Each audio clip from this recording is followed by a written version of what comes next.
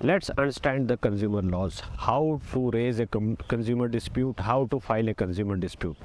Before that, we will have to understand who is a consumer. Consumer is a person or a party who has purchased any goods or any services.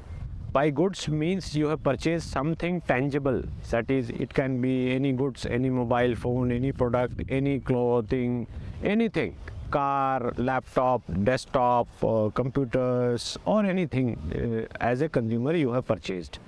Services includes any kind of service which you have purchased. It can be a medical services, it can be any other services, it can be any AMC for maintenance, or for any service for builders, or for any contractor you have purchased any, you have engaged him for executing some services.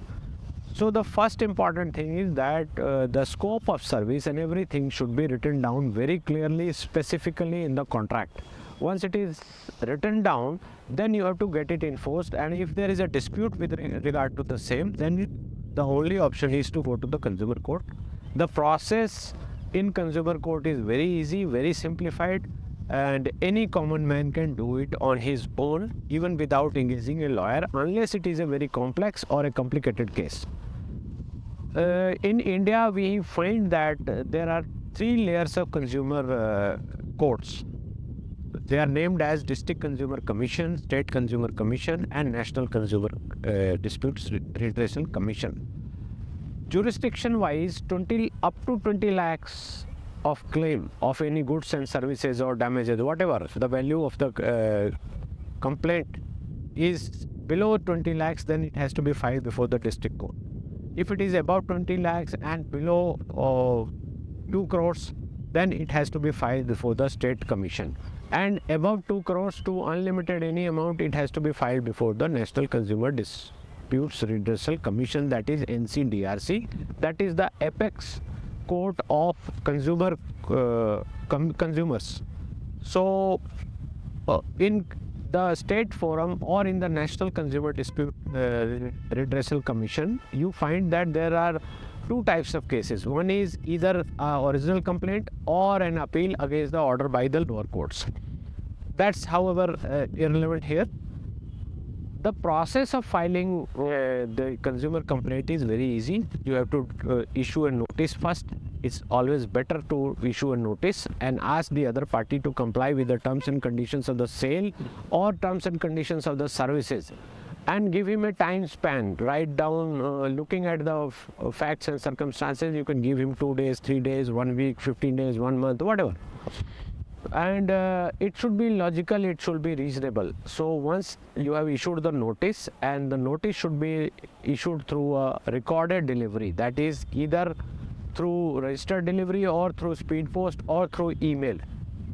Once the notice has been issued and notice period has elapsed, you will file a complaint. You will draft the complaint, narrate the facts straight away.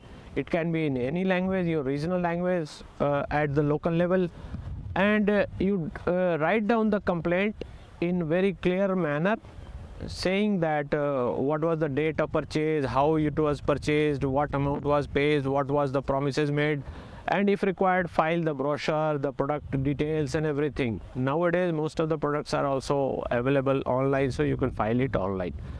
And it's not necessary that if you have got something online, you have to go to the Bombay or any place from where it has been the product has been purchased. You can file it from the place where it was delivered. If you are resident of a particular area, you can file it in that area, the consumer court of that area, depending upon the value of the product. So you file the complaint, you attach all documents, and then there are little formalities at court level. You have to complete those formalities.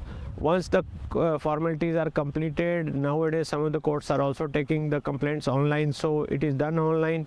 Then you get a number and the notice is issued by the court. Other party will come there, file their reply. Based on that, either rejoinder is filed or you will be asked to argue the matter and explain the facts. Anybody can explain it. Any common man with a little bit of logic can explain the things, because it's a pinpoint. You have to show that how the other party has acted unreasonably, or has committed unfair trade practice, or has indulged into deficiency of services. That has to be explained with a little efforts, and once it is explained, then the court will pass orders on it. And once the order is passed, you issue a notice and seek the implementation. If the other party does not implement it, you have the option to go to the court again and file an execution. Then the proceedings are taken through the police proceedings, and then the implementation is very easy. Most of the complaints which we face is regarding deficiency in services by some AMC company or some builder. So consumer court process is easy, cost effective. You don't have to pay hefty court fees, so you can resort to it, you can file it, and the process is so easy that any layman, any common man can do it, even without help of a lawyer. If you want to engage a lawyer for any complicated case or for any case, it's for you to decide, and it is based on your convenience. So if it is done in such a manner, then the case is decided. And by and large, we find that most of the consumer courts are in favor of consumers, and they catch the mischief done by the other party, the manufacturer or the service provider, and then it is decided in favor of the consumer mostly. But in some cases, you have to be pinpointed, otherwise you mix up so many things and the other party will take benefit of it and get the matter delayed. So straightforward and straight pinpointedly point out what are the lapses, what are the deficiency, and based on that the consumer court is decided. This is in short the process. As I told you, there are 3 layers, and there are 3 layers of appeal also. The final appeal is then filed before the Supreme Court, and against the NCDRC the appeal is filed before the Supreme Court. That is the final route of any consumer complaint, but mostly we find that most of the cases are decided by the courts in a routine manner, and they are mostly in favor of the consumers. So this is in short the process of a consumer complaint or a consumer dispute.